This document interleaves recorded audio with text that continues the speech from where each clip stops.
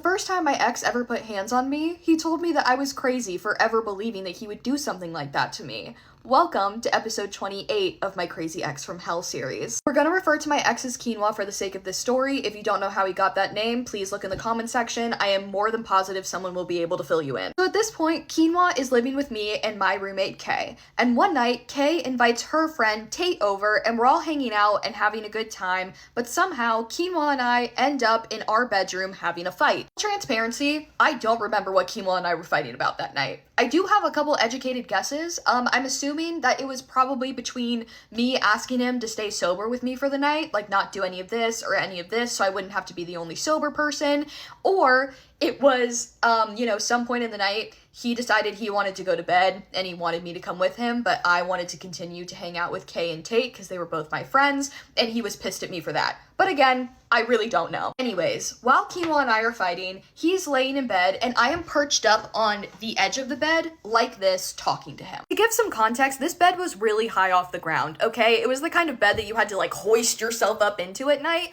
and I hated it, but I got the entire set for free, okay? My aunt was getting rid of the bed frame, the box spring, and the mattress right as I was moving into this apartment, so like of course I was gonna take it. So again, I'm not sitting on the bed next to him, I am perched at the edge of this tall ass bed like this, basically on my toes. So I'm talking to him, his head is probably about right here, his torso's here, left arm here, right arm on the other side, okay?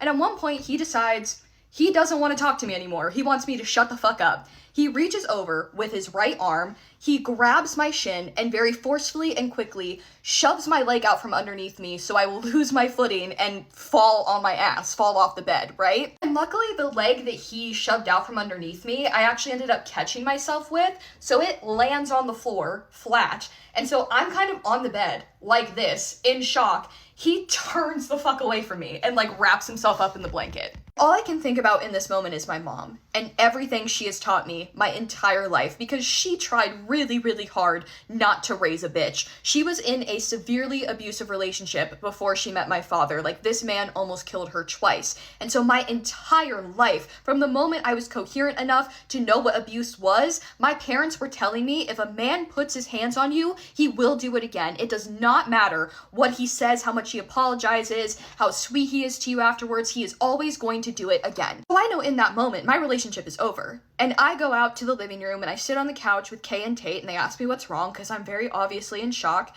And I say, Quinoa just shoved me. And I explained to them exactly what I just explained to you. I was perched on the edge of the bed and he shoved me. He shoved my leg off. They both say, Kirsten, it's over. You know what you have to do. You have to go back in there and you have to break things off with him. That's not okay. He needs to go now. So I do, because my mom has been instilling this in me my entire life. If a man puts his hands on you out of anger, even if he doesn't hurt you, you have to leave. So I go into that bedroom and I say, we're done. We're over. You shoved me. You put your hands on me out of anger and I'm not dealing with that. We're done. And immediately, this man is up in bed and he's yelling at me, what the fuck, Kirsten? No, I didn't. Are you fucking crazy? I would never fucking do that to you. I never fucking did that. I literally never did that. And I'm like, you did though.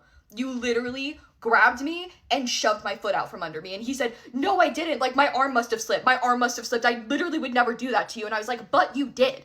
You don't grab me by my shin and shove my leg out from under me when your arm slips, right? We're going back and forth and back and forth. And he's telling me that this just didn't happen and that I misinterpreted the situation and that he loves me. He would literally never do that for me. And I'm fucking crazy for thinking that he would ever do something like that. I know this is gonna sound stupid. It's literally gonna make me sound like a fucking idiot, but I wish that I had a video of one of mine and Quinoa's fights because he was so good at just breaking you down and spinning a situation to fit his own narrative, and he would make you feel insane and exhausted. So we were going back and forth for an hour about whether or not he shoved me, and eventually I just fucking give up. For this entire hour, he's yelling at me and breaking me down, and he's not telling me, oh, I'm sorry, baby, I was just angry and, I took it out on you, I'll never do it again. He's not apologizing and trying to win me back in the way that, like, my mom and my dad told me that an abuser would.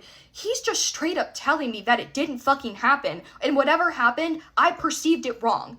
It's me. It's my fault somehow. He didn't do anything wrong. It's just the way that I perceived it. I'm making him out to be the bad guy, and that's unfair to him. So I saw what happened. I felt what happened. He didn't hit me. No, he didn't hurt me, not really, but he did get angry at me and then put his hands on me to control me, right? He put his hands on me, shoved my leg out from under me, so that way I would shut the fuck up and leave him alone. That's not okay. I know that's not okay, and I know what that escalates into, but somehow he broke me down to the point where I'm falling asleep in bed next to him that night thinking that I did something wrong. I'm back for episode 29.